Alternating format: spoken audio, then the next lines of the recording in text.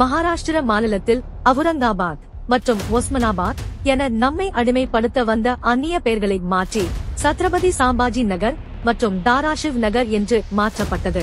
இந்த மாற்றத்தை எதிர்த்து தொடரப்பட்ட மேல்முறையீட்டு மனுவை உச்ச நீதிமன்றம் தள்ளுபடி செய்தது. ஒரு நகரின் பெயரையோ அல்லது வருவாய் கோட்டத்தின் பெயரையோ மாற்றுவதற்கு அரசுக்கு உரிமை உள்ளது என்று தீர்ப்பில் குறிப்பிட்டுள்ளது.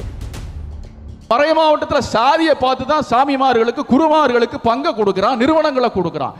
இதை விட மேல இன்னும் முக்கியமா சொல்லணும்னா சாதி அடிப்படையில தான் 1000 இங்க போடுறாங்க. ஒவ்வொரு கிறிஸ்தவத்திலும் ஜாதி பாகுபாடு உண்டு என்று சொல்வேன் என்றும், ஜாதி பார்த்துதான் கிறிஸ்தவத்தில் ஆயர்களே நியமிக்கப்படுகிறார்கள் என்ற உண்மையையும் போட்டு உடைத்து இருக்கிறார் தூத்துக்குடியில் உள்ள பனிமயமாதா ஆலய பேராயர். மதமாறி போன பட்டியல் இனத்தை சேர்ந்தவர்களை கிறிஸ்தவ மதத்தில் பிஷப்புகளாக அனுமதிப்பதில்லை.